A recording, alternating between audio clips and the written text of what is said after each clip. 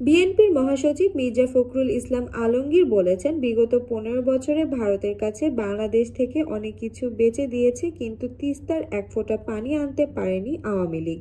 শুধু তিস্তা নয়, 54টি অভিন্ন নদীর উজানে ভারত বাঁধ দিয়েছে। বাঁধ দিয়ে তারা পানি তুলে নিয়ে যায়, বিদ্যুৎ উৎপাদন করে, আর আমাদের দেশের মানুষ এখানে ফসল ফলাতে পারে না, জীবন জীবিকা থেকে বঞ্চিত হয়, জেলেরা মাছ ধরতে পারে না, প্রত্যেকটা মানুষকে কষ্টের মধ্যে পড়তে হয়েছে। সোমবার বিকেলে রংপুরের কাউনিয়ায় তিস্তা রেল সেতু পয়েন্টে জাগো বাহে তিস্তা বাজাই কর্মসূচিতে অংশ নিয়ে তিনি এসব কথা বলেন। তিস্তার মহাপরিকল্পনা বাস্তবায়ন সহ পানির ন্যায্য হিস্সা আদায়ের দাবিতে কাউনিয়া সহ তিস্তা বিস্তৃত রংপুর অঞ্চলের 11টি পয়েন্টে একযোগে 48 ঘণ্টা এ কর্মসূচি পালন করেছে তিস্তা নদীর রক্ষা আন্দোলন। মির্জা ফখরুল ইসলাম আলমগীর বলেন, তিস্তা বাঁচানোর ডাক আমাদের অন্তরের ডাক।